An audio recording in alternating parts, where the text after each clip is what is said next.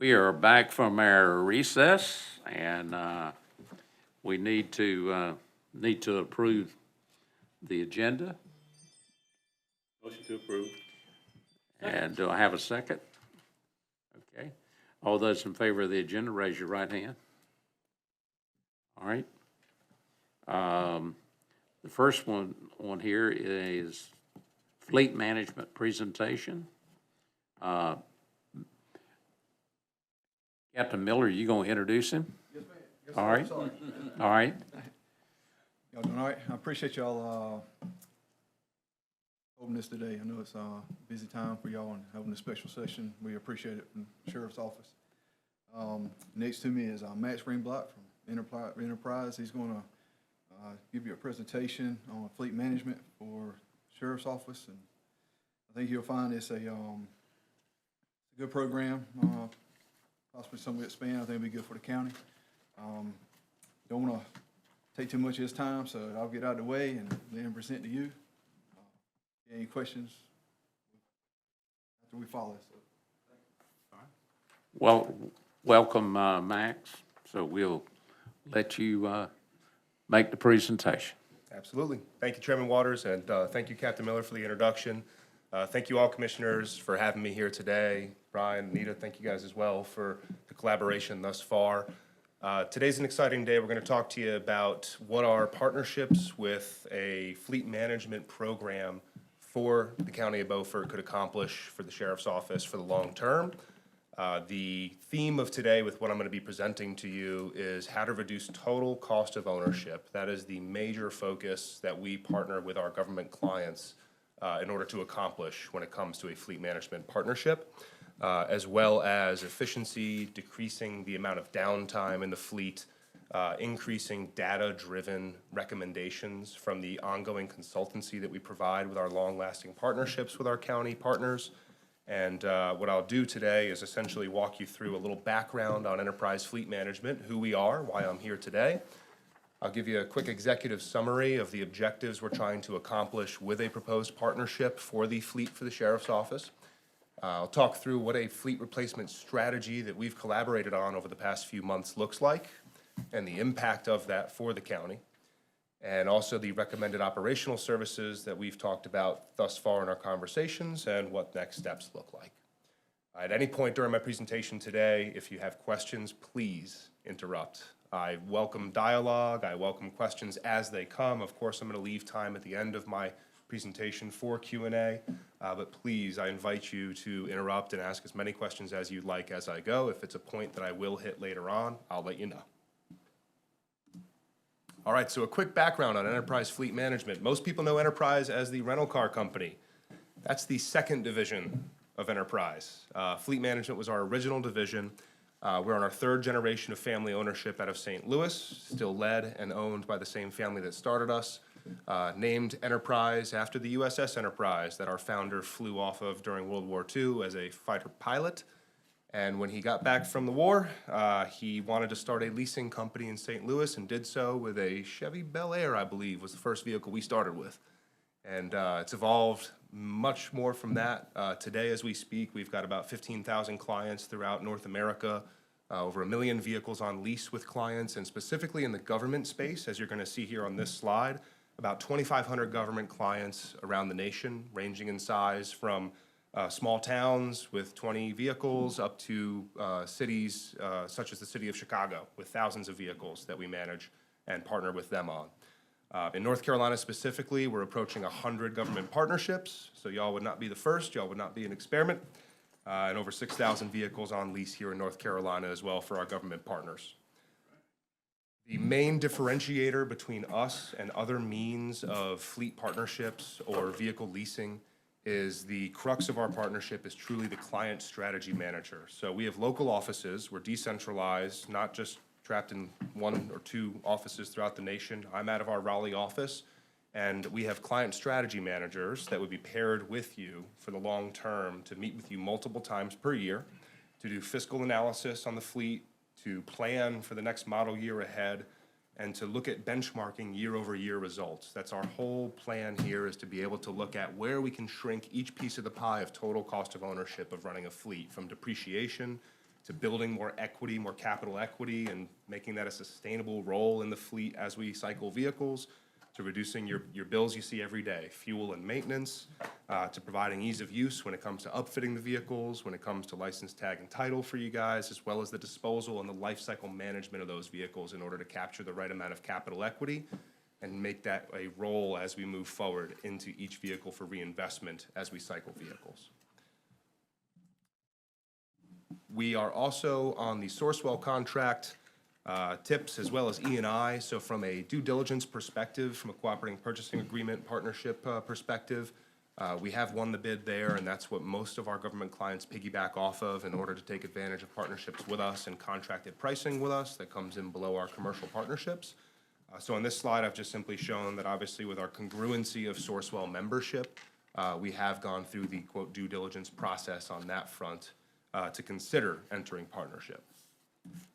Now, I mentioned some North Carolina clients and some local clients. On this slide, what I've done is I've just highlighted a couple of them for you at the county level, a few at the city and town level as well.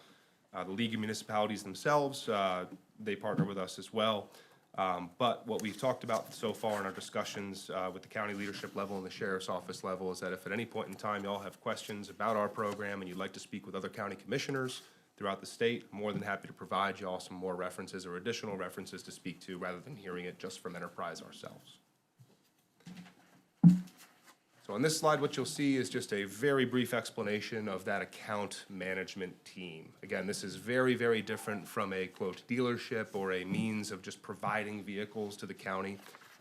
This is really about planning and making data-driven recommendations, and I'll speak much more on data in a couple slides here about how we collect that data and what we do with that data to be able to provide value to the county's departments. But the client strategy manager, again, is your main strategist that pairs with you throughout this partnership. They're meeting with you, again, to do an annual client review where we're benchmarking financial progress, financial results year over year.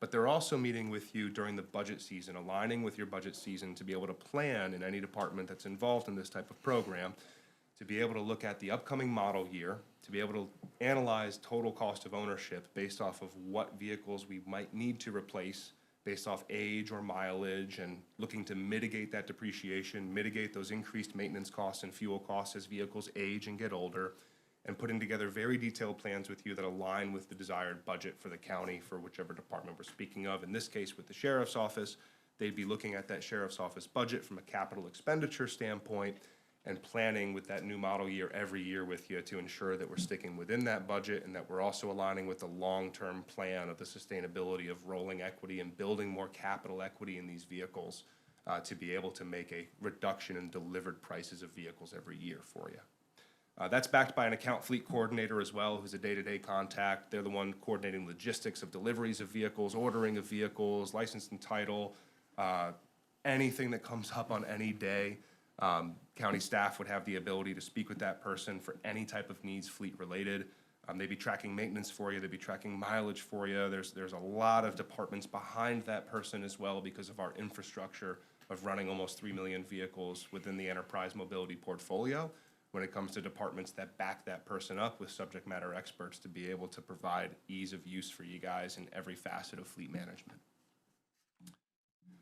I mentioned the annual meetings for our government clients. This slide here just simply does a little bit more explaining on what that looks like. There's a minimum of 3 annual meetings, but again, this is not a check-the-box type activity for us. This is planned far in advance, and if there's additional meetings that are required in order to plan properly for the county, we are all about it, and we're just a couple hours down the road to be able to come out and meet in person and or virtually, whichever is easier for the staff here.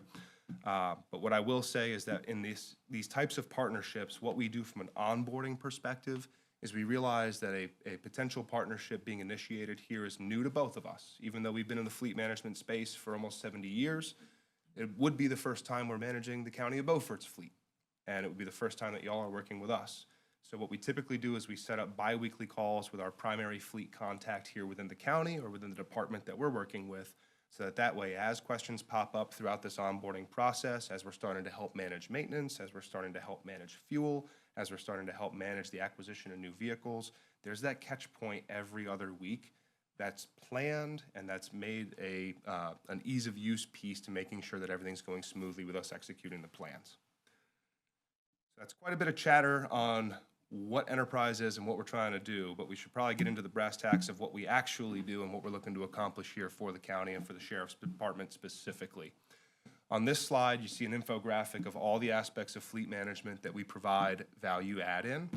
If you start at 12 o'clock and go around the clock back to 12 o'clock, it's basically the whole life cycle of a vehicle.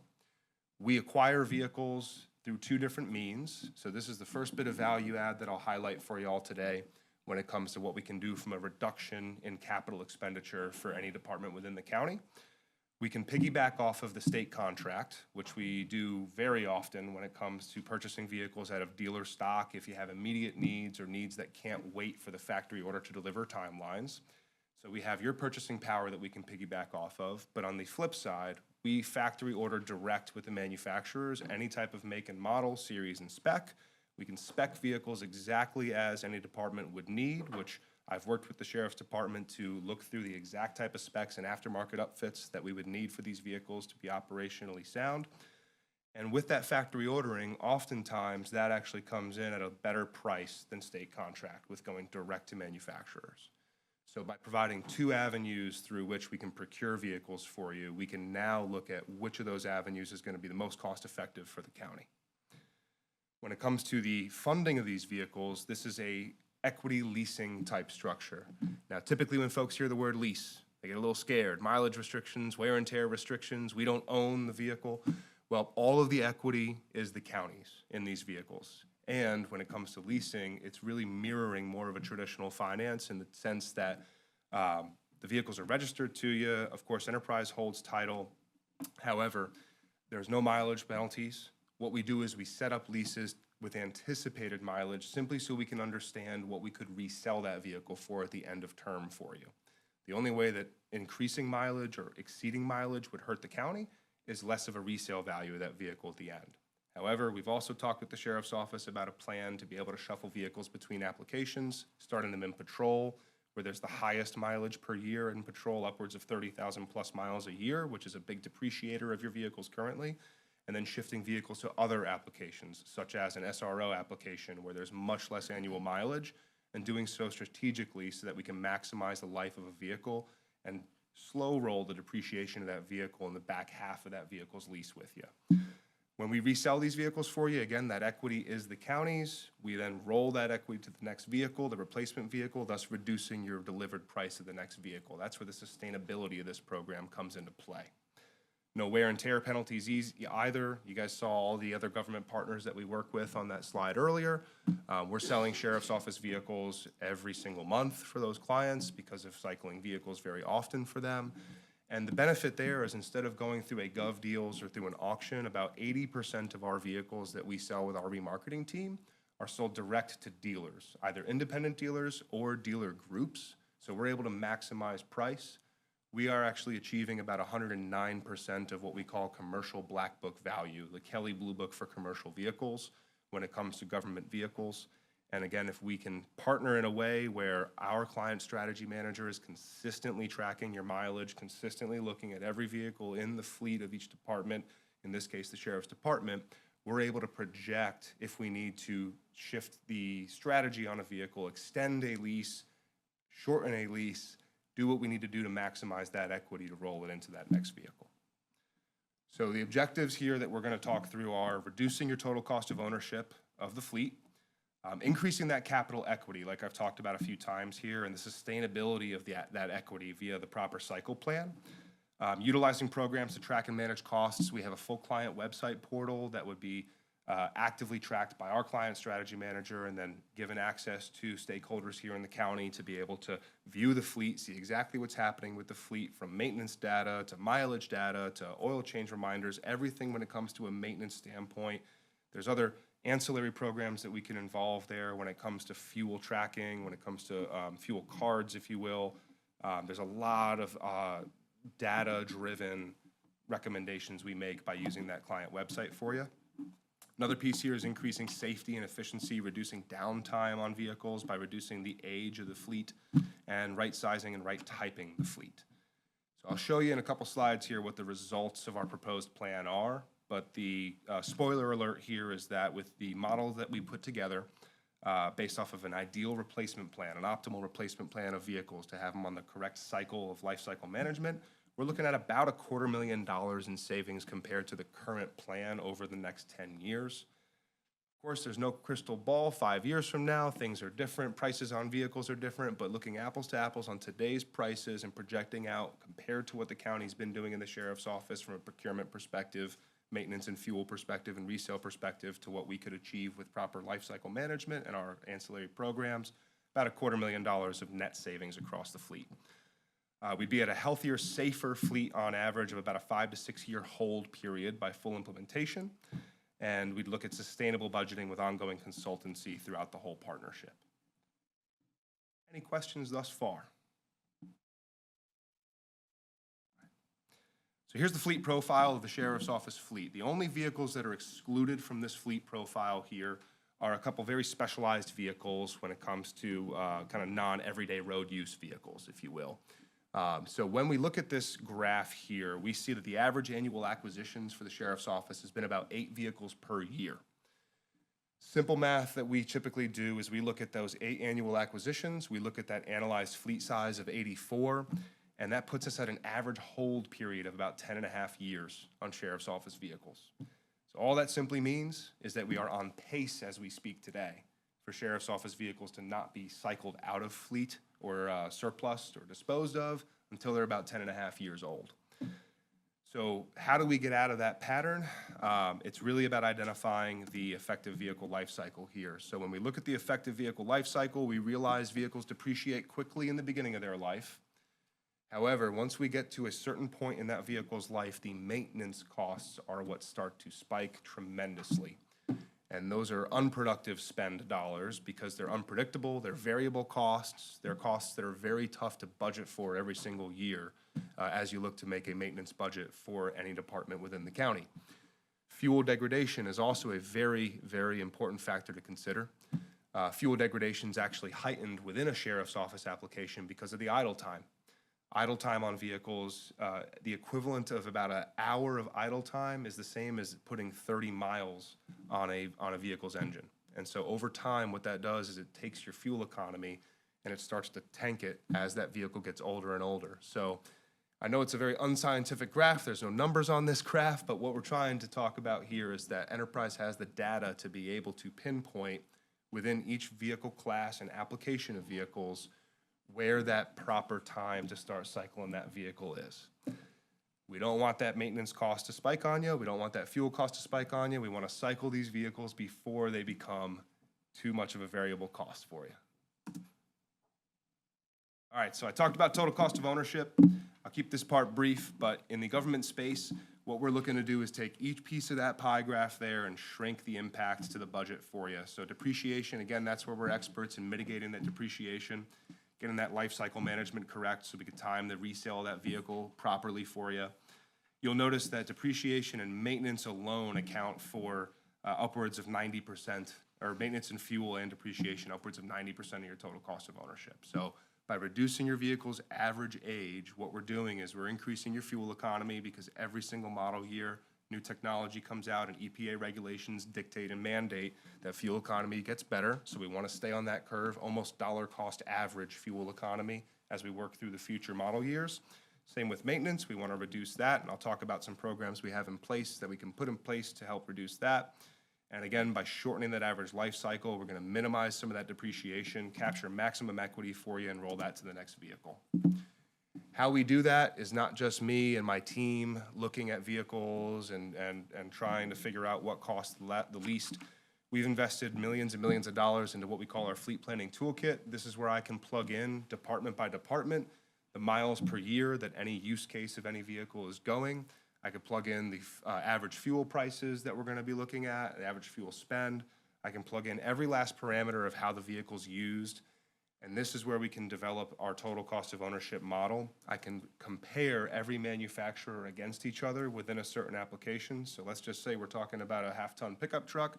I could put the big three up against each other, F-150, Silverado, and Ram. I could put up any of the 4-in-1s as well. And I can boil down for you, based off all those factors of total cost of ownership, what you see on this slide, where we can look at a cents per mile to operate your vehicles. And so this is how we help make data-driven decisions to be able to recommend which types of vehicles to go with. We plug in all the aftermarket costs as well, everything. And then we can also look at your mileage patterns and the resale value at each 12-month increment of a hold period and tell you what optimal holding period would be. So I'll spare you some of the details of behind the scenes as to how that program works. It's a lot of intense data based off all the data points we have of our fleet on a recurring basis, the 3 million vehicles we have in our fleet, plus the manufacturer's data that we have from a maintenance record perspective. But again, this is really all about data-driven recommendations. So on the next 2 slides after this slide, I'm going to show you what we started to do in terms of putting together that 10-year proof of concept modeling. The modeling I'm about to show you essentially used a criteria that I tinkered with in order to find the optimal savings for the fleet. Whereas I chose an age and a mileage level of the existing vehicles in the fleet to replace them in certain years over the next 5 years with like-for-like vehicles. So I need to be clear, the next 2 slides are all proof of concept, and then the slides after that, the analysis I'll show there, are all of the work, is based off of all the work that I've done with the Sheriff's Office to look vehicle by vehicle and come up with a proper plan with exactly vehicles spec'd exactly as needed in each application, going line item by line item through the entire fleet for a true replacement plan.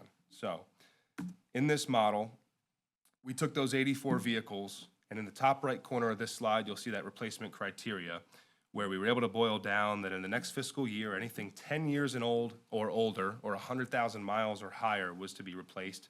And then every year for the next 4 fiscal years after that, a reduction in the current day age and mileage of the vehicles that we'd be replacing. Essentially replacing the oldest vehicles each year for the next 5 years to get into a fully implemented leased fleet with us. The results of that, by just replacing like-for-like vehicles, the results of that are on this slide that you see here. This is the fleet analysis slide. This is also included in the board synopsis packet that I've given to you guys. And what you'll see is by replacing a pretty consistent amount of vehicles each year and flipping them over to leased vehicles with us, of course, your lease payments get higher and higher each year. Oops, excuse me, because we're stacking more and more vehicles into leases. So you'll see in that lease column here, that number starts to go up further and further. However, the equity we're capturing back from selling newer and newer vehicles as we're selling less aged vehicles each year moving forward offsets those lease payments.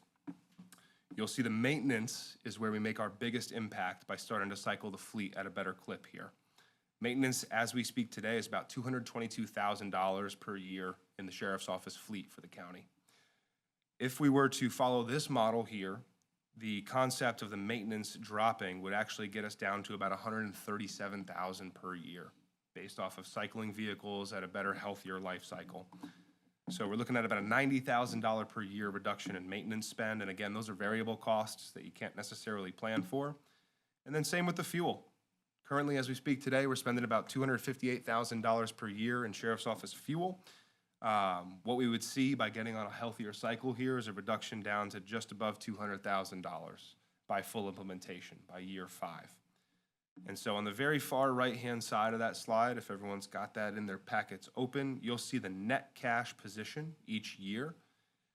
What that results in over a 10-year period is just over that $250,000 in savings. And what that does not show is it doesn't show the unrealized equity that we've now built, that capital equity that we've sustainably built over these years that's still out there from not selling vehicles in year 11, 12, and 13, since I didn't model this out for more than 10 years.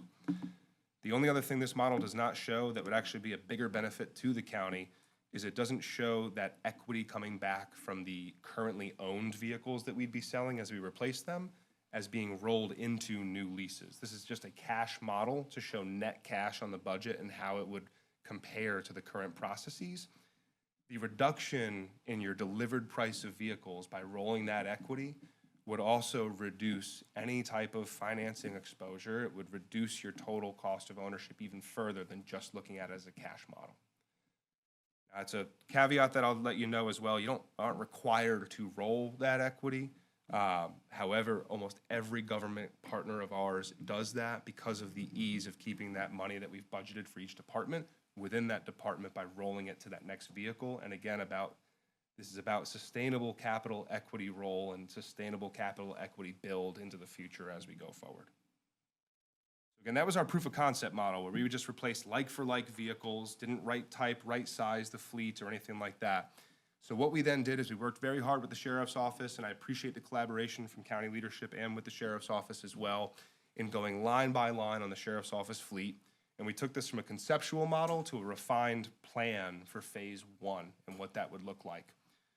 So what we did is we spec'd vehicles correctly. We right typed the fleet by looking at what vehicles we could change the actual type or make model of, if you will, based off the application of that vehicle. We looked at right sizing the fleet, any vehicles we could surplus that weren't truly needed. And we looked at identifying units to shuffle within the fleet for new applications based on the mileage of them currently. We compared factory ordering to state contract. I built up menu pricing of the types of vehicles that we built for each application within the sheriff's office. We looked at factory order to delivery timelines and upfit timelines, and what we then built was a cumulative budget impact model for capital expenditure. So what this model shows, and I know it's a little bit noisy with all the numbers and graphs on it here, but in the top left quadrant, that's our most important part of this model here, it shows that if we were to enter partnership, let's call it in May, what we would see is for the rest of this fiscal year, we would see resale gains in that second to last column in that model there. We'd see resale gains of units that we could surplus and that we could put out and sell and get you equity back for. So for the rest of fiscal year 26, what you'd be seeing is about $26,500 of equity back to the county via sheriff's office vehicles being sold that are currently ready for surplus. We would order vehicles at the inception of partnership if that decision is made. And with the vehicles that we went through line item by line item for what we would need for year 1, it would only be 21 vehicles, not the 30 plus that conceptual model showed. Those 21 vehicles are different types of vehicles, whether it be for patrol or whether it be for undercover. And so because of that, there's differing timelines of factory order to delivery. And with that, this model essentially just shows the upfront costs, and that's tax tag, title, and licensing, plus half of the upfit cost, 50% of any upfits above $10,000. And so what you'll see is the upfront cost month by month throughout this upcoming fiscal year. You'll see the estimated monthly lease payments month by month throughout the fiscal year, which stack as more vehicles deliver. You'll see the equity of vehicles being sold for you as new replacement vehicles arrive, and you'll see the cumulative impact of the budget here on this right-hand side. And so to replace 21 sheriff's office vehicles in the first year, you'd be looking at a net cumulative budget impact of about $219,000 for the entire fiscal year. Now that's capital expenditure alone. On the right-hand side of that graph, you guys will notice the new vehicles landing, in which month they land. Invoicing starts the month after that, and then you'll also see resale notes of which units are being sold because of the replacement units arriving.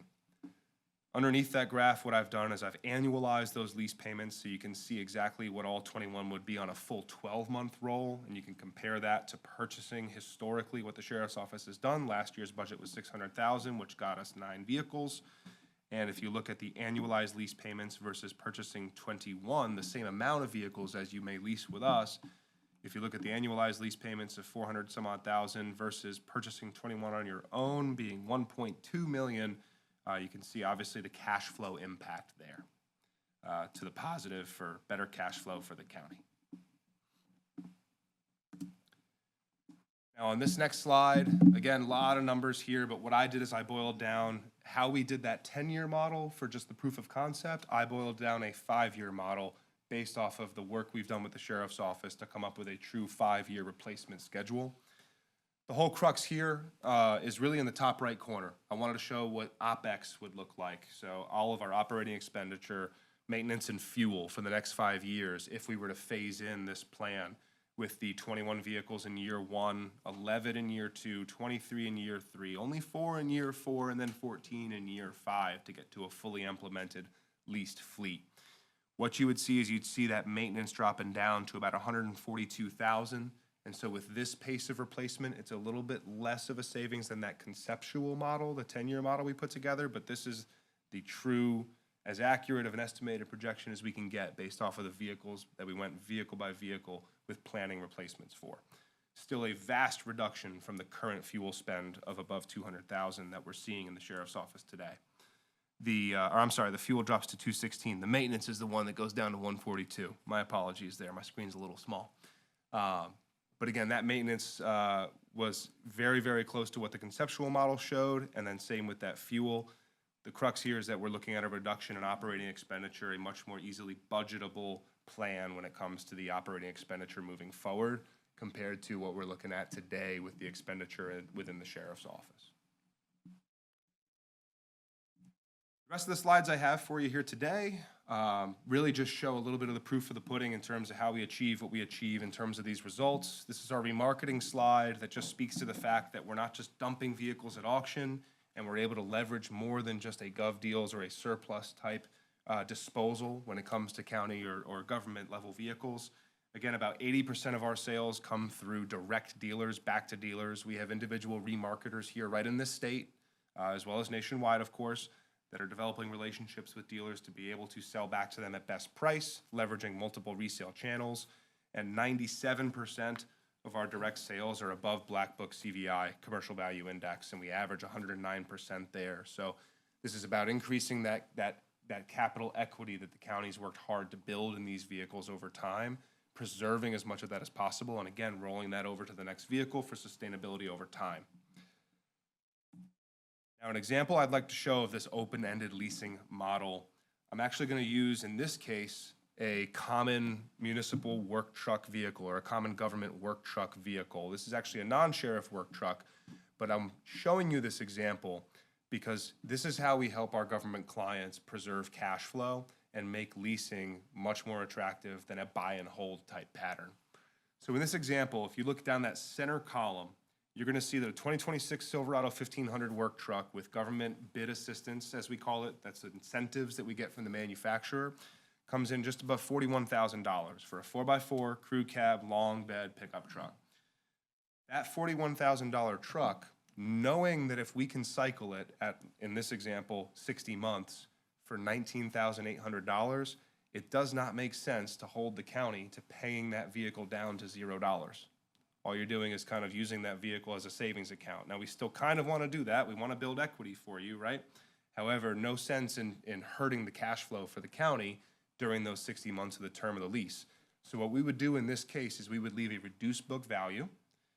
In this case, knowing we can sell the vehicle for just shy of $20,000, we'd leave an unpaid principal of just shy of $8,000.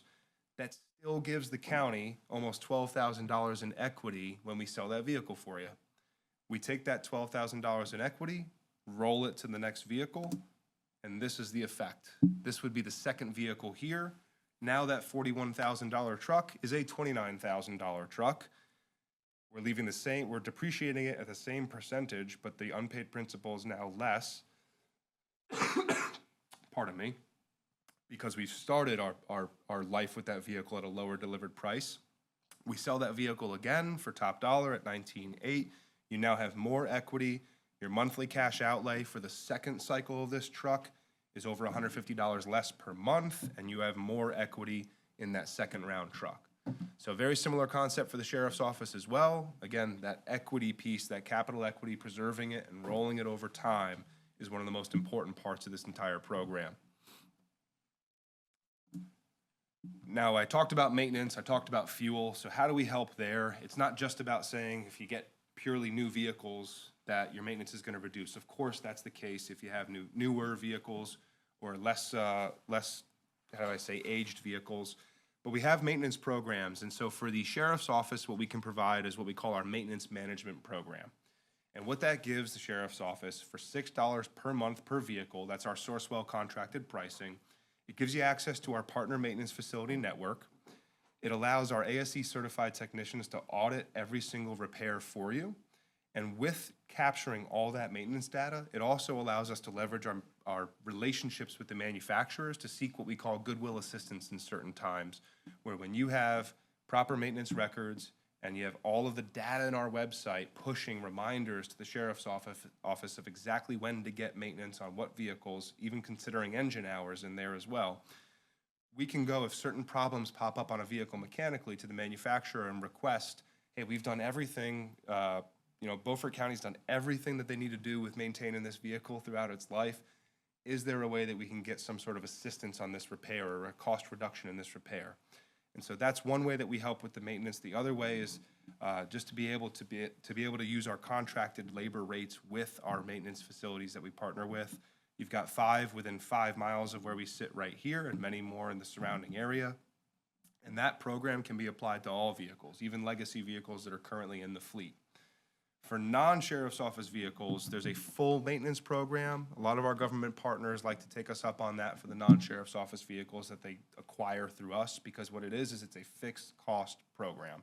Covers all repairs, preventative and non-preventative. We arrive at a number for a dollar amount for that program by looking at the anticipated maintenance with the mileage patterns we anticipate on that vehicle throughout its lease term with you. And we just divide that by the number of months that it's on lease with you. So it evens out your budgeting, and that's where we can get to a sustainable path when it comes to making budgeting easier and not having surprise costs disrupt the budget throughout the year. All right, fuel. We've spoken briefly on this, but we do have a partnership with Wright Express. I know that y'all use the city pumps and have a relationship there to be able to track and manage some of the fuel that you guys are doing there. However, the fuel program that we offer, the cards that we use can be accepted at 98% of fuel stations, and so you can keep fuel tax dollars right here in the county. And that's something that all integrates into our client website, so you can see exactly what you're spending, see fuel outliers, and again, see exact data on what your vehicles are spending in fuel. I talked about aftermarket earlier. When it comes to us being able to coordinate aftermarket upfits, this is where we work with vendors all over the state locally. We can work with the vendors that y'all are already using when it comes to upfitting sheriff's office vehicles or any vehicles for that matter, or we can leverage our network throughout the state of North Carolina to be able to achieve speed and price, all backed by the quality. We have a matrix that we keep with our clients, our vendors that we work with, in order to ensure that we're getting the right aftermarket success when it comes to speed, price, and quality for you. Typically, when we're handling that aftermarket and coordinating it from the ordering of the vehicle all the way through the logistics plan of delivery to the county, we want those vehicles to arrive turnkey with you. We are typically able to save quite a bit of money for our clients in time as well with getting vehicles delivered turnkey. Just quickly highlighting that we have options here for telematics tracking. There's certain applications this makes sense in. We can certainly talk about that more down the road. We haven't necessarily wanted to apply this to the sheriff's office quite yet, but there are some first responder benefits to Geotab telematics, engine hours, live engine diagnostics, quite a bit there. But what you do get without any additional cost from a technology standpoint with us is our client website. Client website, like I said, tracks every last vehicle in your fleet. We are able to input mileage updates there via maintenance records and maintenance instances, via fuel instances if you're on the Wright Express program, or with the Geotab telematics, it's live every single day. But that also allows us to give you tons of data when it comes to pushing reminders on registration renewals, recalls, maintenance that's going to be due, anticipated maintenance. This is where you can also access every last dollar spent on maintenance, so you can see if there's maintenance outlier vehicles that maybe we need to early cycle and alter the plan on when it comes to changing how long we're going to keep that vehicle. So this is where your client strategy manager would come in and push data to you, be proactive with giving you the data. But there's tons of ways you can go ahead and customize the dashboard to see what's important to any stakeholder in any department within the county, and all finance aspects of the partnership are housed in here as well. That's actually all I have, but I wanted to make sure we left quite a bit of time here for Q&A. Forgive me for breezing through some of that, but this is where I would love to entertain any and all questions about what a partnership with us looks like, questions on all the analysis I showed. Happy to answer any questions that you have. Good. Is this being recorded? Yeah. Okay. The acquisition of the vehicles, you acquire the vehicles and essentially sell them to us. Yep, so we acquire them and then put them on those leases to y'all. And again, just to go back, we can either factory order direct with the manufacturers on your behalf, getting incentives from the manufacturers for factory ordering that sometimes make that vehicle more cost-effective than going off state contract through a dealer, or we can simply piggyback off of the county's buying power through state contract through local dealers. But the vehicle is titled to you. Correct. We're responsible for the insurance. Correct. Yep, as normal as you would be if it current, So if you go out here and hit a Plans. deer with a vehicle and it's totaled or damaged, then the county pays that damage for fixing that car, either through insurance or directly out of our expenses. Yep, correct. So similar to how things are right now, yes. And any insurance payouts would come to the county, not to Enterprise. Okay. When you start acquiring vehicles, how much say does the county have in the vehicle that they prefer? That's a great question. So we do not hold the county accountable to having to take our direct recommendation. Going back to that slide I showed where we have that fleet planning toolkit, what we'll do is we'll consult with any department within the county on the use case of the vehicle, the miles it's gonna be going, and we'll pit all the best options within that vehicle class against each other to show you that data on what that total cents per mile to own that vehicle or lease that vehicle with us would be. We'll give you that recommendation and say, hey, this is the vehicle, the make, model, and series that's gonna come out to the most cost-effective, but there's other factors at play here. If there's not a dealership that can service that vehicle while it's under warranty within 50 miles of here, we're not gonna recommend a manufacturer that's gonna cause more downtime for the county if you have to go get service on that vehicle. So at the end of the day, the county has final say in terms of what make, model, manufacturer, all of that. Okay, now you're talking about the collection of a lot of data. Are we gonna need a technician to monitor the fleet? How does this happen? Do you monitor the fleet and send us red flag emails, or how does this work? Yep, I'm glad you mentioned red flag. So that's really how our client website's designed. If you have somebody within a certain department that's responsible for simply tracking the maintenance on those vehicles, that person can set up customized alerts within the client website to push emails to them whenever an oil change is upcoming to be due, whenever a recall comes out on a certain vehicle, anything maintenance related. Our website can push that data automated to them so they don't necessarily have to actively go and log into the website every single day. Or that person can go in and log in every single day if they like. Same with anyone in finance, same with anybody in any other aspect of operation of that vehicle.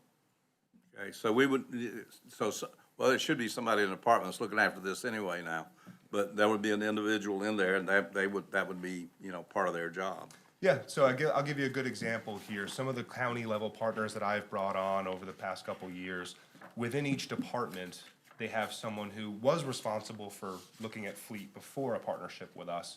What we've been able to do is essentially amplify their ability and make that ability for them to track and manage the vehicles within their department more efficient by giving them those types of tools that push automated data to them. On the flip side of that account fleet coordinator that works hand in hand with that client strategy manager that's assigned to your account, that account fleet coordinator is available via phone, via email, via any means that you need to get in touch with them, for them to be able to also be available to answer any questions that stakeholder within the department has about the vehicles within their fleet. So it's a basically live level of support. You would be able to identify high-cost operators with the amount of data that you have? Yeah, right. In fact, right on the client website, we have a maintenance spend outlier chart that you can customize where it'll show you any vehicles that are top life-to-date spend. You can actually drill that down to life-to-date spend, average monthly spend. You can drill it down to cents per mile spend for maintenance only. And then you can also drill it down to showing you cents per mile compared to all enterprise fleet management vehicles. So you can have benchmarks to compare it to and understand if you have, for lack of a better term, a lemon that we need to address. Let's go back to, you're under warranty, then, be up to the county would get the car over for repair or whatever. That's our expense, overall. Nobody with your operation is pulling wrenches. Correct, yes. We have all the partner maintenance facilities that we work with that basically leverage the network we use for our rental branches, because our rental infrastructure is such where there's a rental branch within 15 minutes of 90% of the US population. And so our maintenance facilities have to mirror that accessibility. And so I showed on that one slide that there's 5 partner maintenance facilities within 5 miles of here. But the backup from the enterprise side of things is our ASE certified technicians at our corporate headquarters that are auditing every repair for you. We work on a computer system that we've designed to work mutually with those partner maintenance facilities that we've vetted to be up to our standards of maintenance. And what they do is they communicate through that computer system, they pick up the phone, they talk, they make sure that we're getting the right repair for the right price at the right time. All right, let's get into secret police activities. How much of that data will the sheriff be able to withhold from commissioners if we ask for it? I'm not quite certain exactly how to answer that. There's not necessarily tracking data I or. don't care where they be in. Yeah. I'm talking about the information on the cost. Gotcha. That would be a decision between, like, internally within the county. We provide the platform for the collection of that data and the accessibility to that data to county stakeholders.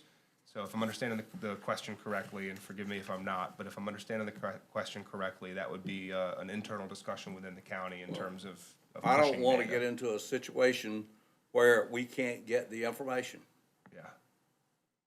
the costing information. I don't want the sheriff sitting there saying, well, you know, I'm the sheriff, I'm not gonna give it to you. If we do this, this information is gonna be available for commissioners.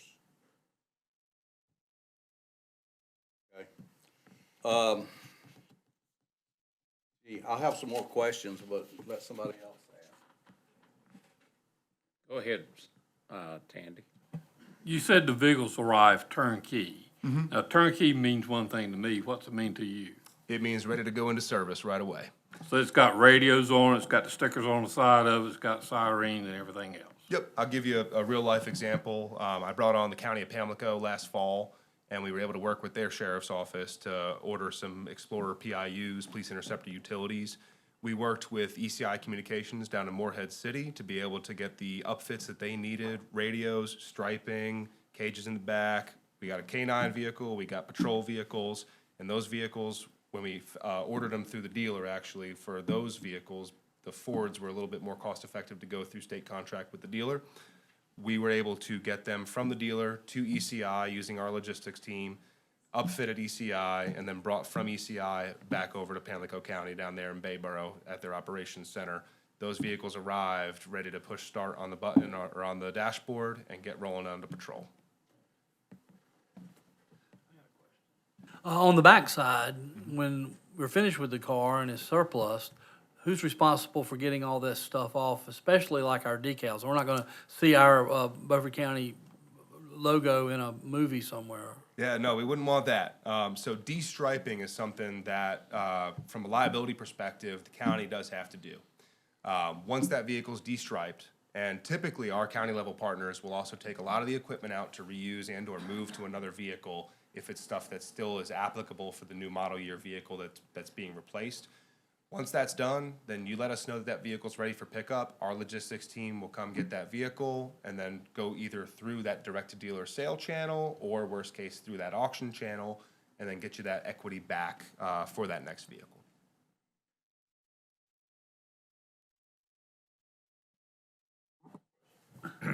How much do you generally save the counties that you deal with or other governments when you buy a car for them on average? Yeah. Typically speaking, there's the majority of vehicles going through factory order are going to be more cost effective than state contract. Sometimes what I see is model year by model year, there's vast differences because what the manufacturers are trying to do is make things as predictable for themselves as possible to be able to project out what their production capacity is going to be, understand when they're going to have to retool lines for certain model years, right? So when we factory order, that gives the manufacturers the ability to plan much more efficiently than dealer stock purchases just from either government entities or the general public or commercial entities for that matter. So this year, for example, Dodge Durango Pursuit rated vehicles, throughout the year, incentives change. In the very beginning of the model year, it's a couple $100 that were cheaper to be able to procure that vehicle through factory order direct. near the end of the model year as incentives start to increase if they haven't kind of hit their sales numbers, if you will. Sometimes I see upwards of $2,000 to $3,000 more cost effective. It really depends on the model, the make model, the time of year, which is why pricing, introductory pricing in the beginning of the model year tends to be the most friendly, which is why we want to align with the budget process that the county has timing-wise. So I guess to answer your question very directly, it depends on the make and model, depends on the time of the year, but the great thing about the fiscal year here in the state of North Carolina, flipping over here, June 30 to July 1, is that that's actually typically when the model years change as well for the manufacturers. So right now, as we speak, certain model year 26 ordering banks are closing, and 27 ordering banks are going to be opening in the next couple weeks. Production starting kind of right at the start of the government fiscal year here, which gets us best pricing. So you would suggest maybe waiting and buying in May? So when we order vehicles, there's the Durango, I'll give the Durango Pursuit as an example. Typically, you're talking about a 16-week lead time from the time that we press order to the time that that vehicle is being delivered to a dealer for PDI or getting road ready and its inspection and all that. It then has to go to upfit, and upfits can take quite a bit of time depending on the extensive or the intensity of that upfit, if you will.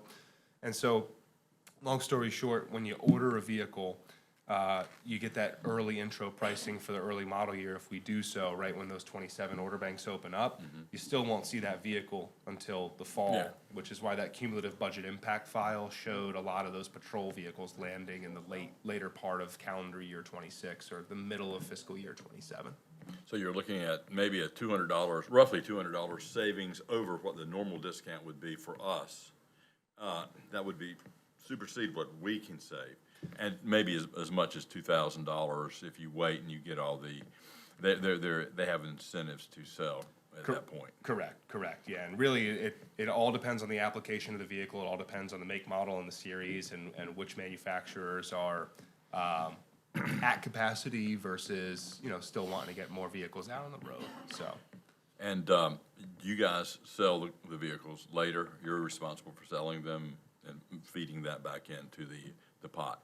Correct, Save yeah. us money, hopefully. That's one of the biggest premises of the success of this program, especially for our government clients, because in certain applications, government vehicles aren't doing a ton of miles, right? I have many commercial clients that are traveling all over the southeast for jobs, and I'll give construction as a big example. I've got quite a few clients in that space that are doing 25, 30, 40,000 miles a year in certain applications. I keep going back, to the sheriff's office here in patrol. We're doing 30,000+ miles a year for the first couple of years. But when we shift that vehicle to a different application that's less mileage per year, we can mitigate that mileage. In other departments that are only doing 7,500 to 10,000 miles per year, that's where we're able to even further maximize that resale value. If we put, let's just say, a county, maintenance vehicle, a truck like from a county maintenance department, after 5 years, only doing 10,000 to 12,000 miles a year, up for sale at 50,000, 60,000 miles, only 5 years old, we significantly outpace the market on other 5 and 6 year old trucks that probably have 100 to 120,000 miles from your national average of mileage accrued on vehicles. You sell these on a national market?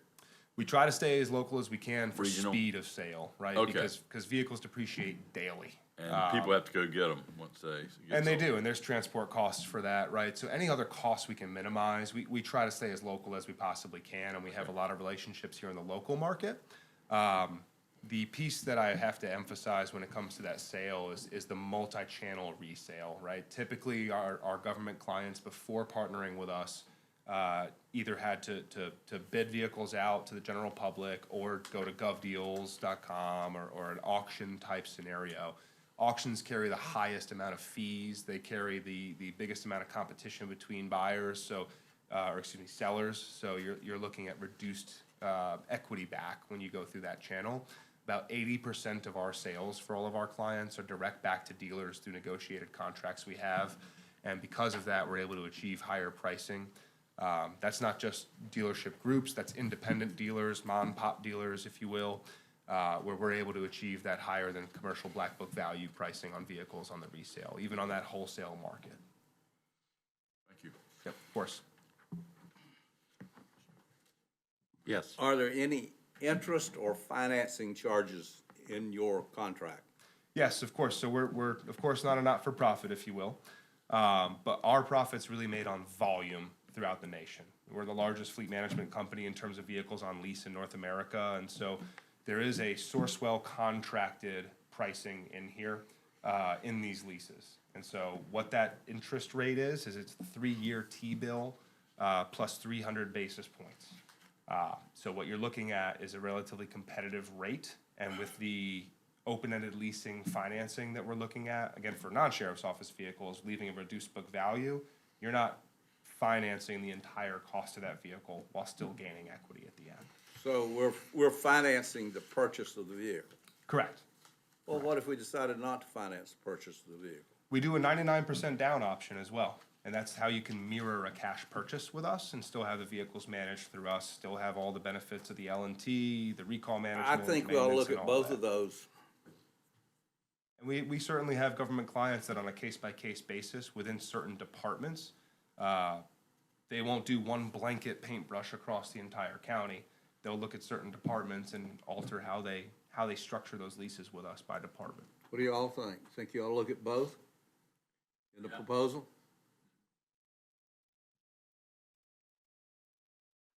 Well, I'm old school. I don't like leasing, period. But, you know, I'm willing to look at this. Question I have, and there's no page number on it. This is the fleet analysis. You've got 10-year savings, $264,477. Yes, sir. Do you divide that number by 10? Yep. So your annual savings is only 26,000. Only 26.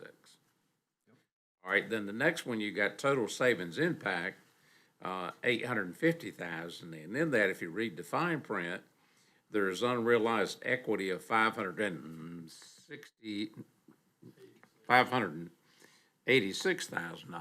Yes, sir. Now, we can either get a check for that, or we can roll that right back in on the next year. Correct. You have those both options. And the most popular option in the government space is to roll that equity vehicle by vehicle to the next delivered vehicle. Kind of like I showed on that open-ended equity leasing slide where I took that first kind of common municipal truck, took that equity, rolled it to the next vehicle, and you saw that delivered price of that Silverado drop from $41,500 down to $29,000. That's really the sustainable capital equity build over time that our government clients enjoy for that reduction in cash flow impact. Their generation of capital in this thing, I think, is based on the maintenance curve not going below the capital, below the depreciation curve. That's what their system is based on, I think. Yeah, it's really, to put it in as simple of a way See, you as- thought I was sleeping, didn't you? No, sir. No, sir. We really aim, if I had to sound like an enterprise fleet management commercial, we really aim to life cycle manage your vehicles in a way where we don't let your vehicles depreciate to nothing. We don't let your vehicles get to the point where maintenance becomes a major issue. And we don't let your vehicles degrade in their fuel economy to a point where you're spending more in fuel than you should. Those are those three major components when you look at that total cost of ownership that in the government space account for about 90% of your total cost of ownership. I like your data, and I like the fact that you're managing maintenance, and you're providing information that is good for the people responsible, whether it's in finance or whether it's in the sheriff's office. Yeah. But from a cash management standpoint, I've never thought when I dug down into the numbers that it, for somebody like us, it made any sense to do the lease. But I think it provides other data points that, it's almost like we're using you guys to do, Management. to manage it versus us having to have one employee to do nothing but manage the fleet. Yeah, it's like a plug-in fleet department, I guess is what you Yeah, would and say. the problem is, we've got no employees that are managing the fleet, so it's just sort of sitting out there wobbling along. I think it's a break-even situation when you really look at it, as far as we're concerned, but what we get out of it is gonna be management that we're not getting now. But unless you have some oversight over that management, and that's why, if we do this thing, the information on this system has to be available to the commissioners from the sheriff at any time we want it, to make sure the sheriff is doing what he's supposed to be doing. Now, the sheriff we got right now is pretty responsible. The last two sheriffs, I wouldn't trust them with a rabbit box to manage something, because they didn't do it. They just threw money at it. How do we exit this agreement? And I'm doing that because, you know, commissioners change. Yes, yeah. So does management, and so does chief financial officer, and so does the sheriff's office. Correct. What are the penalties, you know, when somebody gets crossed and we say, we want out of this? If you want to fire us. Yes. Yep. Yeah, that's, I wasn't gonna be that harsh, but let's just say that. We were all thinking it, I'll say it, right? No, I appreciate you asking that, because that's part of the due diligence of exploring this, right? Is what's the exit plan if all this great stuff that we're preaching to you doesn't pan out the way that we're showing it to you? Each vehicle is essentially its individual contract, right? Because they're on these equity leases.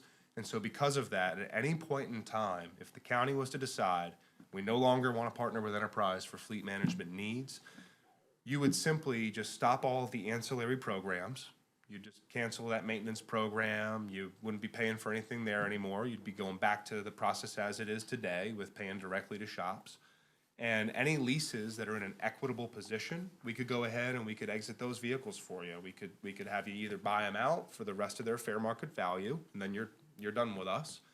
Or you just pay out those leases until they're done, and you could go ahead and take title at the end, or do a wholesale, let's get rid of Enterprise and essentially get rid of those vehicles, sell them, get your equity back, purchase new vehicles, and back to square one. But the easiest way I can explain it is you could just fire us in terms of the ancillary programs that we're offering, such as that maintenance or fuel program, and then just let those leases ride out for their life and not renew and not get other vehicles with us. Randy, I'll ask one thing. Have you ever been fired? We have. We don't bat 1,000. So it has happened, yes.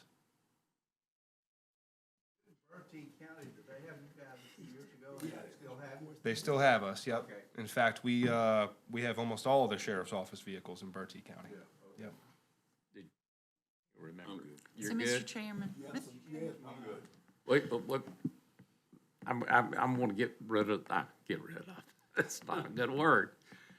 I want the commissioners first, and then we're gonna go to, So we're not looking at the fuel program, but I notice it's a WEX program. Yes, So I actually use WEX. yeah, And we get anywhere from a 17 to 30-cent discount on our fuel at the end of the month.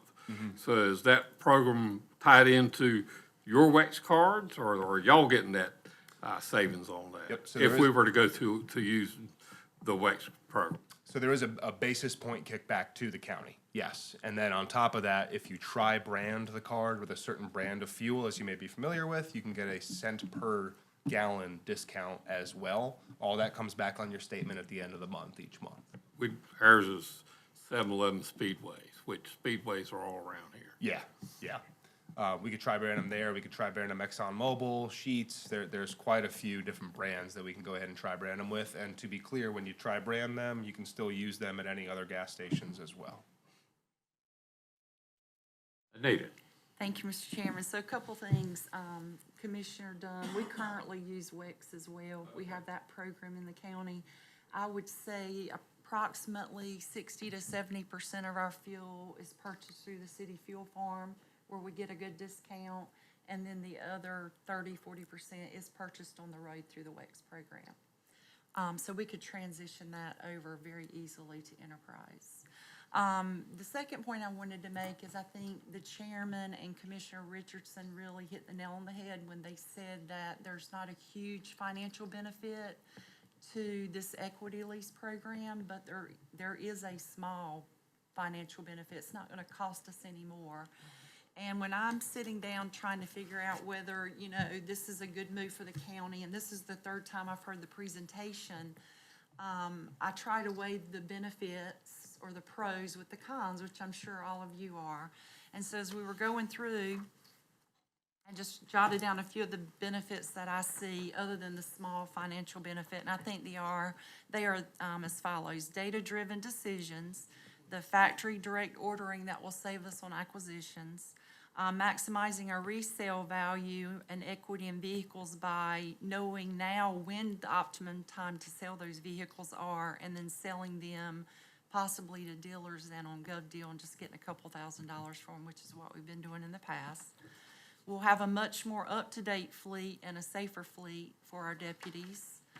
We'll save about $250,000 over 10 years, which, I mean, you know, that's not peanuts.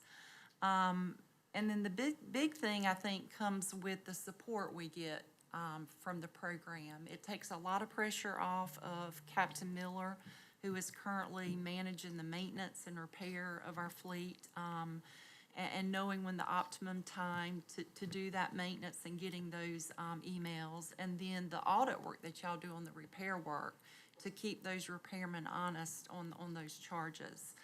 And then also just wanted to make you aware that Captain Miller has checked many of the references of their North Carolina clients, and all of them that we spoke to have been completely satisfied with the program. That's just some of the notes that I've made, and I can't think of one con. I might be missing something, but I can't think of a reason not to do it that I've seen.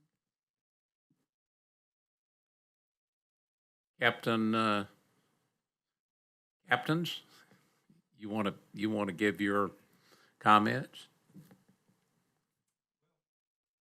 Come on up, Captain Miller.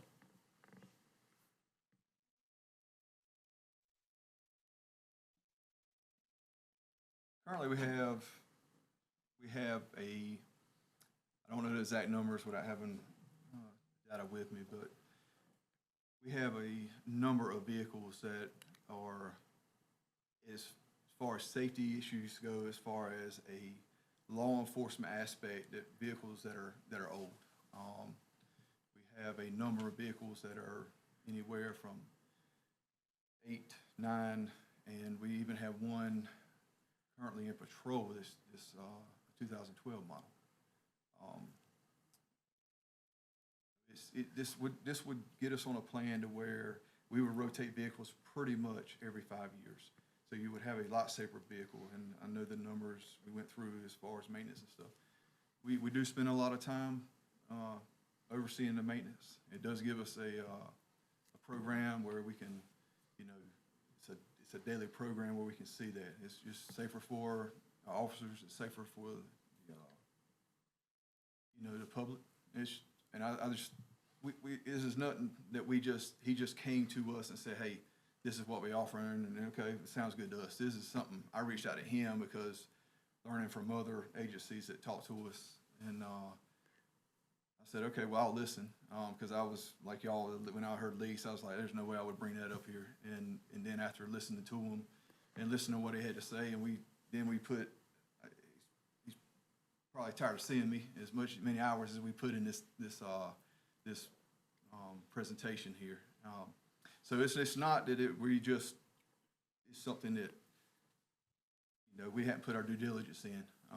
But if we didn't feel good about it, we wouldn't have presented it. I know Chief Deputy Brown and Sheriff Hammonds feels good about it, and we, you know, met with Mr. Bryan and Ms. Anita, and we all feel good as a county. This would be beneficial to the county.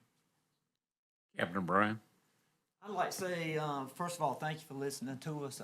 It's not, just to reiterate some of the things that Captain Miller said, we didn't just stumble on this. We go to other agencies, see how they're operating, see how they're saving their county money also. And we run across several of the counties that are already using it. You know, we weren't even there to look at how they were getting their vehicles and how they were saving. It was other things that we noticed, but we saw newer patrol cars, and it looked like they had a whole fleet of new cars. So we started asking them, and then we went and started having meetings with them. And we started weighing, how can our county benefit from this? And we met with Max, he gave us the spiel, then we met with Miss Anita and heard the spiel again, and then we were like, well, I mean, we got to put it in front of the commissioners. Look, we're not pushing anything, but we want to give you all the information that you can. And we saw the 25,000 a year too. No, that's not a huge amount, but it is a savings. And at the end of the day, when we turn these cars in right now and we sell them as surplus, we're not getting anything for them. And it's because we drive them to death. We have to. But in this program, at the end of the day, we're actually getting equity back to use on another vehicle. So it all made sense to us.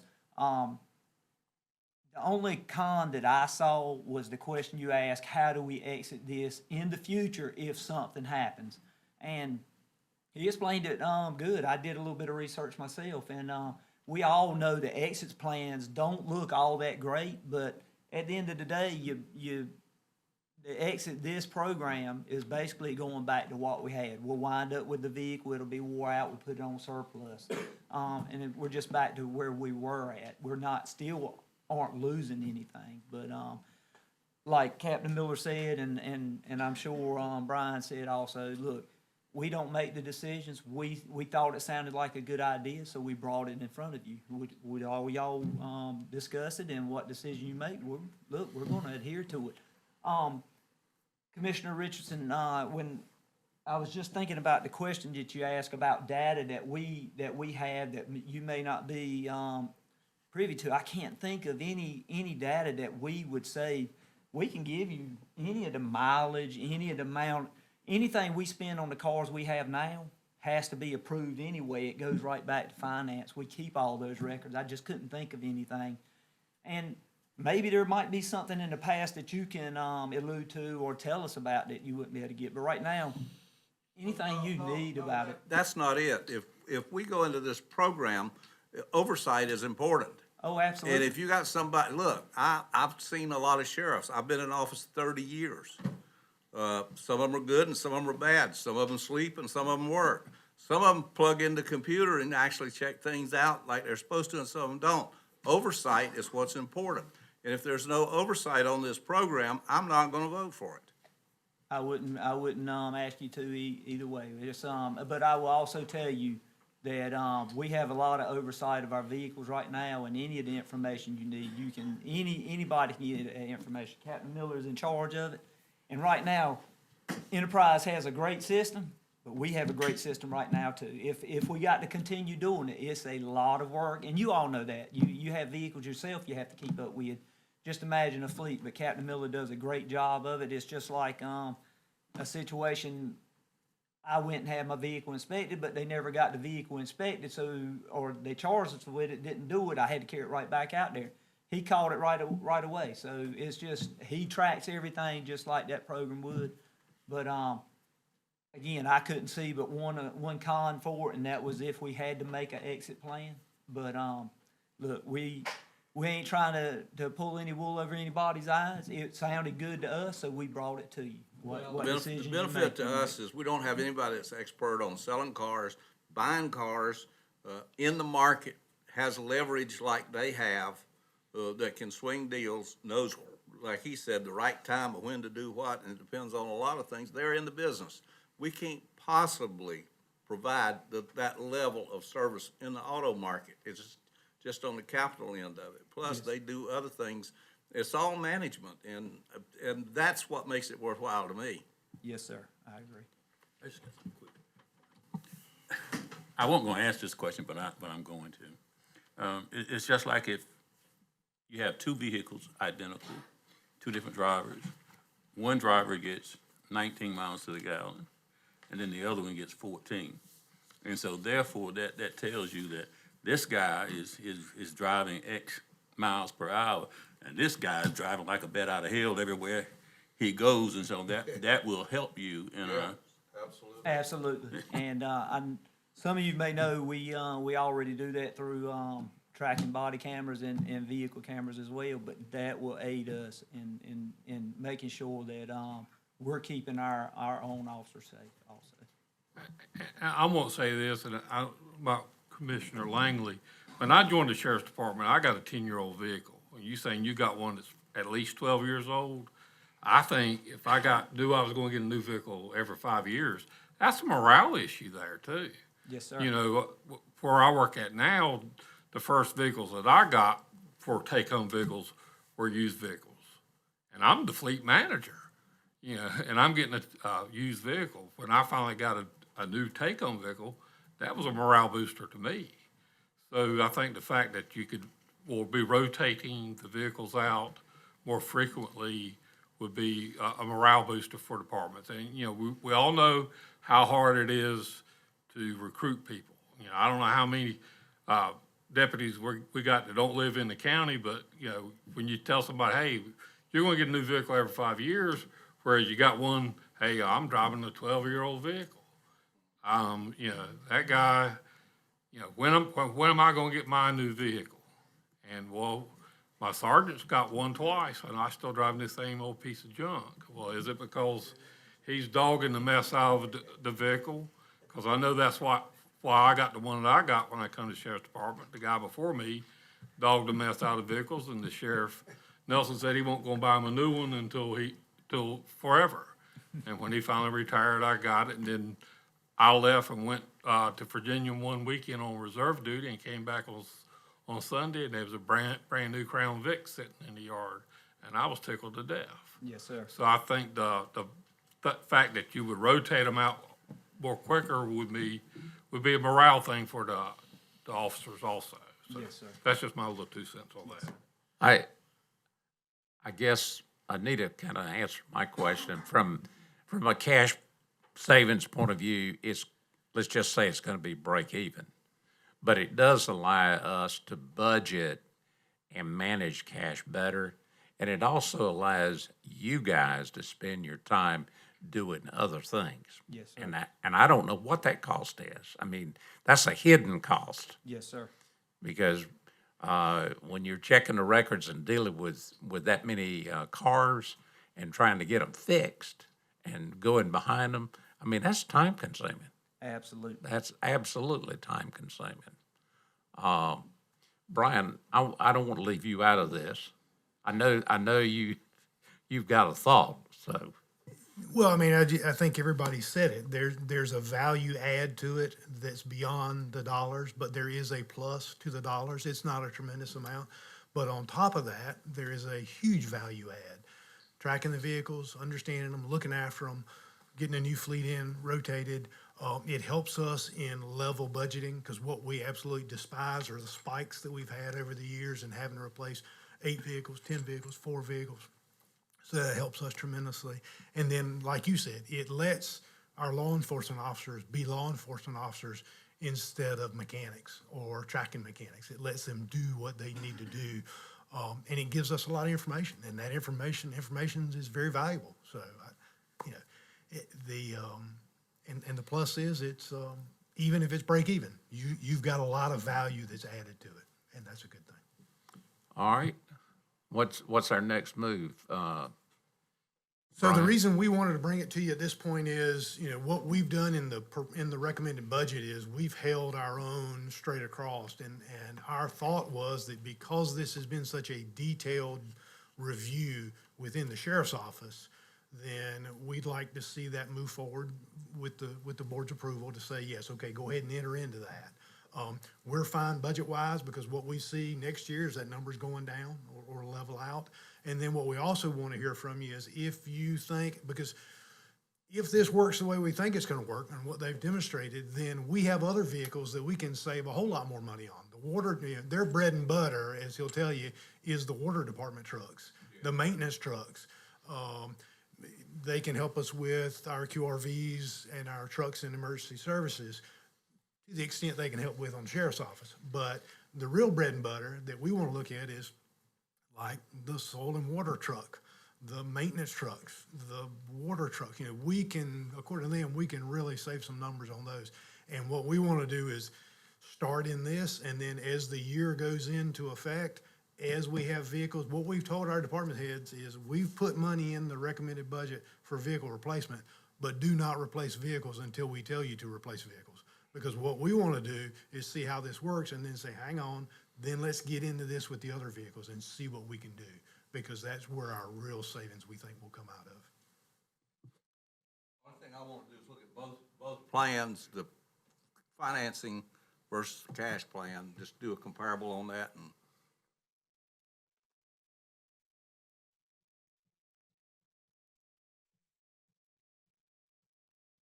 But I'm for it. I'm not gonna, I just want to see if there's an advantage.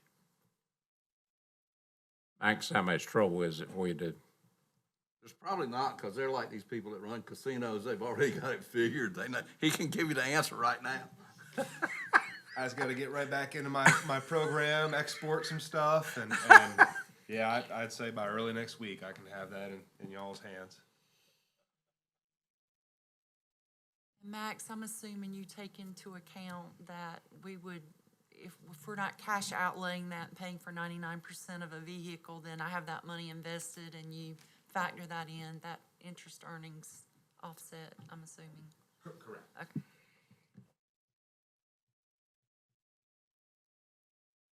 Mr. Chairman, I guess to that point, it's not going to impact our recommended budget, but what we want is for the board, once you get this information, we want, you know, we need to hear from you that it's okay to move forward and engage, and then we would bring that contract back at a board meeting to go ahead and start moving forward, because they've run that model, they know where they are on this one, then again, pick them up as we go throughout the year.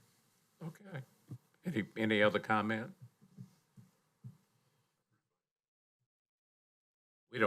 We're not gonna take any action, right? Okay. I don't think so. I think what we're looking for is just a head nod that y'all are good. Y'all want to see some additional information. And then once we get that, we'll get it distributed to you. And then probably in June, you'll see a contract to come to you. And Thank you. I mean, you've convinced me that, my old thoughts are not right. And you told us that. You told us that up front, so. But anyway, I think it's got a lot of positive I know I'm reasons to biased do in it. my seat, but I think it does too. But I felt the same way before I joined our fleet management division. The other part of enterprise is all of us start in our rental division, kind of the proving grounds, if you will, but that's where we learn to run our own fleets. And so I come from an extensive background, at one point being at RDU Airport, running 5,000 cars and 200 plus employees and having to track and manage maintenance, acquisition, resale, fuel, all of that. So I certainly understand how difficult it can be, and when my core responsibility at that airport was customer service, having to track all of those other aspects of fleet management was a distraction from my core responsibility. So someone had said it earlier, but the true value add here is giving the sheriff's office time to focus on law enforcement. They've done a very good job, based off my experience and people I've worked with before, when it comes to tracking their fleet, when it comes to handling the burden that fleet management is. I will give some props to the sheriff's office there, that they have done a fantastic job. But what this truly comes down to is being able to give them time to focus on core duties and adding that value of a healthier, safer fleet. Retention and recruiting, as Commissioner Dunn had mentioned, is a big piece of this as well. So I very much appreciate the conversation today. Thank you very much, Max. Yep, absolutely. Appreciate the opportunity to speak. Okay.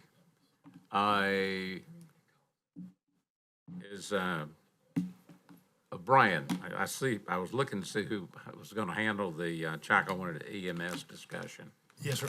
And Max, some of our EMS folks want to have a conversation with you about their vehicles. They got a lot of information, a lot of data they want to share with you to plug in for your model. So I don't think it's anything, so it's not a surprise to the board. You've heard it from us. You've heard it in local media. A couple of weeks ago, the town of Chakawinity, who provides the EMS services under contract with the county, their board met in one of their budget meetings and said, we are not budgeting in the new fiscal year to provide EMS services. You're also aware that EMS services are mandated by the county. We are responsible for providing those. As you also know, several years ago, when we had some conversations, we ran into another one of our providers that said, we're out, and then they came back in, and then they were out. And at that time, we had some conversations with our emergency services folks that said, you guys are in the emergency services business, the emergency management business, you guys need to be thinking 3 steps down the line. Let's start thinking, what happens if we get a call tomorrow that an agency's done? How do we manage that? How do we get in front of it? So we have anticipated changes in the system and how we would react to them. We had some good lead time from the town of Chocowinity that's where they were thinking. They never told us this is what we're doing until they had their meeting. They said, we're not sure where this plane is gonna land. We have a feeling we know where it might land, but we don't know until we have the actual meeting. So they did, and they have informed us that they are no longer going to provide that service. Now, we have had an option provided to us from the fire department that they would be interested in assuming that role. We have had conversations with them. Our emergency services staff has had conversations with them. We do not recommend that model. We believe that it is more appropriate, and it makes a more stable system for us if, as we have done in the past, when an agency is no longer able to provide, we roll that agency or we roll that service underneath the county. That allows us to manage that better, we believe. It also allows us flexibility within the system to move folks around as we need to easier, and it allows us to make sure that we know that those areas are covered. So if you want to hear that proposal, Chris can certainly talk to you about that proposal. I will tell you it is not our recommendation to the board that you that you go back out with another nonprofit agency to do this. We believe the best route is to bring it in-house. I agree from my standpoint. Let's do what the manager's recommended. There are too many problems circulating around Chocowinity to begin with. That's a big no. Well, I just think is, if you actually did that, I think it'd be just a matter of time before we be back having this conversation again. So I think if we go ahead and do it now, then we know that we're good and we can just continue to move forward. That's my opinion. So what are the implications of us taking over? So these are the implications of us taking over. We continue to provide the exact level of services being provided there. I know there has been some concern. There has been some misinformation that we've heard very clearly. Don't know really who's stirring that pot, but there's the comments that are being made to the folks who live in Chocowinity that if this folds, you're not going to have an EMS unit in Chocowinity. Well, that is absolutely untrue. There will be an EMS unit in Chocowinity, and it will be staffed by county paramedics, and we will do that.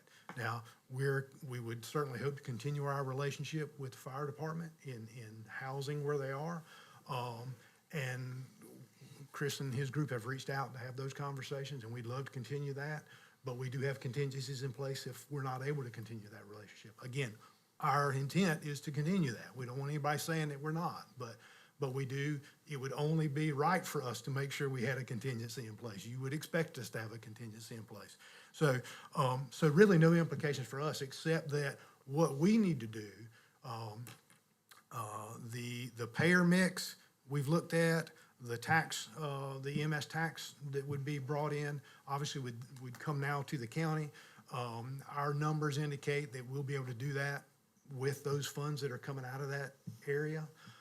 It would allow us to staff a paramedic level ambulance 24/7, as well as a QRV on that side of the county on an 8-hour shift. And the reason we can't quite get to a 24-hour shift yet on the QRV based on numbers, but we need that 8-hour QRV just for supervision and for documentation review, because there's a lot, our folks have to review those calls.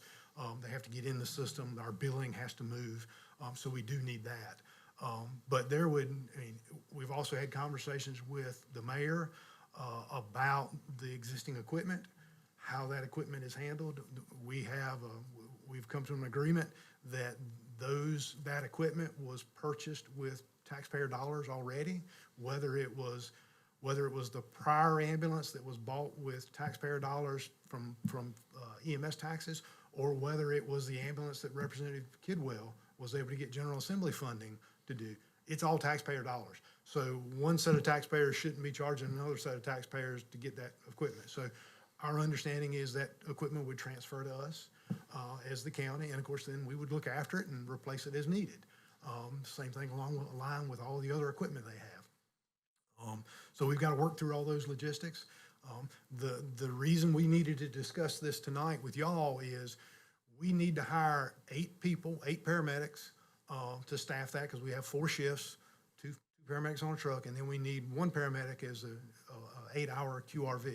So we need to hire 9 people, and we really need to go ahead with the understanding that if something absolutely falls apart, which it's not, I don't think. I mean, unless the town of Chocowinity just says, no, we changed our mind, we're gonna stay in the business, and I don't think that's gonna happen.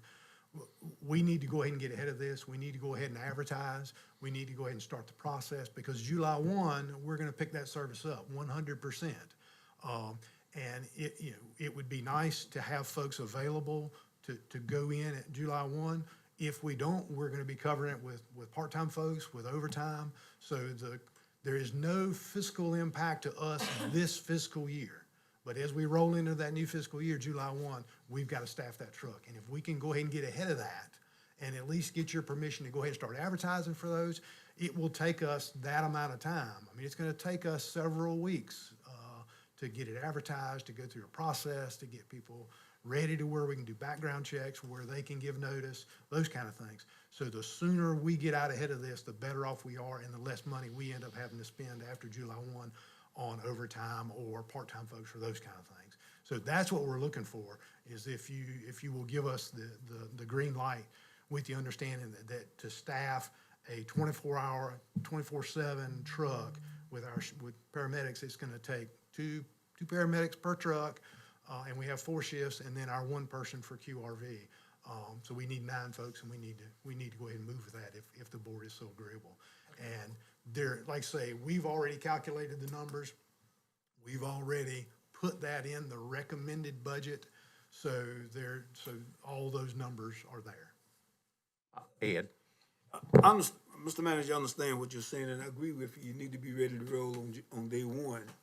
But the question I have is, and you never know about politics and stuff like that. What happens if we go ahead and hire these 9 EMS workers, and the city of Chocowinity come back and say, well, we're gonna try it another year? Where are we there?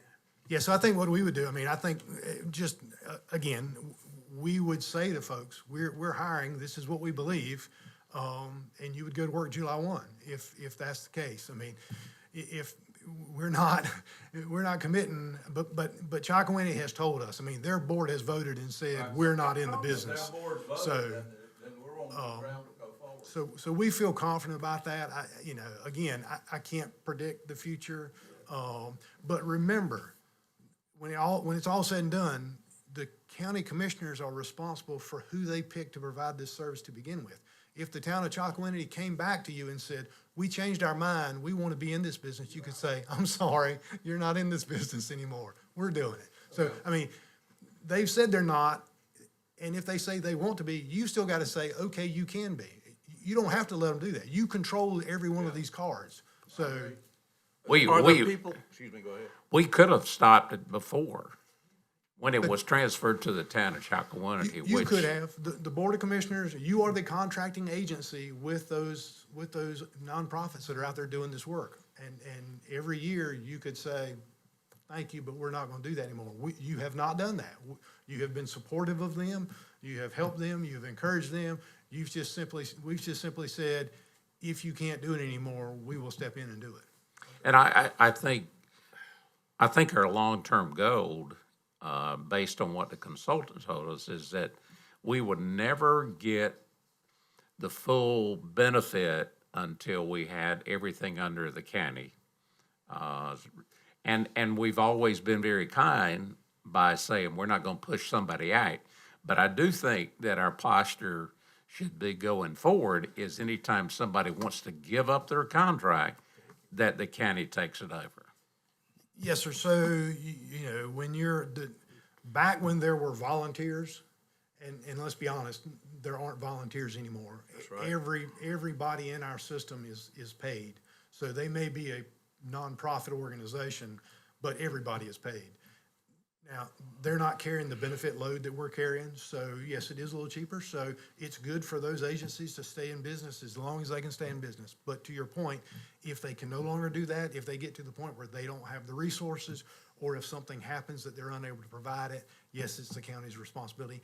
And you're right, essentially, we get better in economies of scale, we get a better system when we're able to move trucks around a lot easier, but we can put up with that little bit of inconvenience because we're saving money while they're still in the game. And we want them to stay in the game as long as they can stay in the game. But when they can't, we've got to backfill it.